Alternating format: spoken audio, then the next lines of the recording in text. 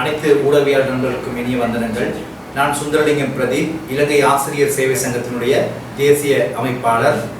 நேற்றைய தினம் இலங்கை வரலாற்றிலே 101 கல்வி வலைகளிலும் மிகவும் வெற்றிகரமாக அதிபர் ராசனுடைய சம்பள போராட்டத்தின் அடுத்த கட்ட நகர்வு மிக வெற்றிகரமாக ஏற்படுத்தப்பட்டது.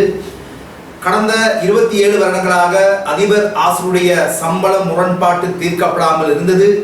நாங்கள் 2001ஆம் ஆண்டு பாரிய போராட்டத்தின் மூலமாக 1/3 பகுதி சம்பளத்தை 2022ஆம் ஆண்டு நாங்கள் பெற்றுக்கொண்டோம்.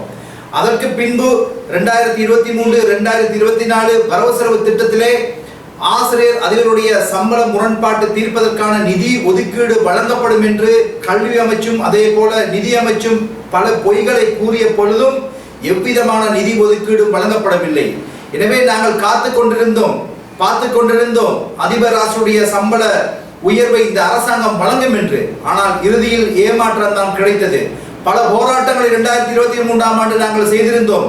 அந்த ஜனநாயக நியாயமான போராட்டத்தின் மீது ரணில் ராஜபக்ச அரசாங்கம் அடி கொண்டும் தண்ணீர் தாக்குதலும் அதே போல தடியடி தாக்குதலும் ஆசிரியர் அதிபர் மீது மேற்கொண்டார்கள். நாங்கள் பின்னோக்கி செல்லவில்லை. ரணில் ராஜபக்ச அரசாங்கத்துக்கு நாங்கள் ஒரு எச்சரிக்கை கொடுத்திருக்கின்றோம். நாங்கள் மீண்டும் எமது போராட்டத்தை ஆரம்பித்திருக்கின்றோம். விசேடமாக நேற்றைய தின போராட்டம் வடக்கிலே 13 வலயங்களிலும் அதே போல கிழக்கிலே அனைத்து வலயங்களிலும், விசேடமாக மட்டக்களப்பு மாவட்டத்தில் 5 கல்வி வலயங்களிலும் அதிபர் ஆசிரியர்கள் போராட்டத்தை நடத்தியிருக்கின்றார்கள். நாங்கள் ரணில் அரசாங்கத்துக்கு ஒரு செய்தியை கூறுகின்றோம். இனிவரும் காலங்களிலே அதிபர் ராசனுடைய போராட்டங்கள் வடக்கு கிழக்கிலே பாரிய முனைப்புடன் வெடிக்கும் என்ற எச்சரிக்கையை நாங்கள் கொடுக்கின்றோம். எனவே நாங்கள் இன்னும் அவர்களுக்கு 14 நாள் கால அவகாசத்தை வழங்குகின்றோம். ரணில் அவர்களே, உடனடியாக எமது பிரச்சனைகளுக்கு தீர்வை வழங்காவிட்டால் எதிர்வரும் 26ஆம் தேதி இலங்கையில் உள்ள அநேகமான அதிபர் ஆசிரியர்களை நாங்கள் கொழும்புக்கு வரவழைத்து நாங்கள் பாரிய போராட்டத்தில் ஈடுபடுவோம். எனவே உடனடியாக எமது பிரச்சனைகளுக்கு தீர்வை வழங்க சொல்லி நாங்கள் கேட்கின்றோம். இந்த நாட்டிலே ஏழை மாணவர்கள் கல்வி கற்பதற்கான வசதிகள் என்று இல்லை. நாங்கள் போராடுவது வெறுமனே அதிபர் ராசுடைய சம்பள உயர்வுக்காக மாத்திரமல்ல, இலவச கல்வியை பாதுகாப்பதற்காக நாங்கள் போராடி கொண்டிருக்கின்றோம். அது மட்டுமல்லாது, இன்று பாடசாலை மாணவர்கள் கற்றல் உபகரணங்களை வாங்க முடியாமல் கல்வியை இடையிலே நிறுத்திவிட்டு அவர்கள் வீடு செல்கின்றார்கள். எனவே அந்த மாணவர்களுக்கு மானிய அடிப்படையிலே கற்றல் உபகரணங்களை இந்த அரசாங்கம் வழங்க வேண்டும் என்று நாங்கள் போராடுகின்றோம். அது மட்டுமல்ல, இலங்கையிலே இலவச கல்வியை குழி தோண்டி புதைக்கின்ற சட்டமூலங்களை இவர்கள் கொண்டு வருகின்றார்கள். எனவே அதற்கு நாங்கள் இடமளிக்க மாட்டோம். எனவே இலவச கல்வியை பாதுகாப்பதற்காக நாங்கள் போராடி கொண்டிருக்கின்றோம். அது மட்டுமல்லாது, பாடசாலை கொண்டு செல்வதற்கான நிதியை இன்று பெற்றோரிடம் மீது சுமை சுமத்தப்பட்டுள்ளது. அவர்களிடமிருந்து பணம் வசூலிக்கப்பட்டது.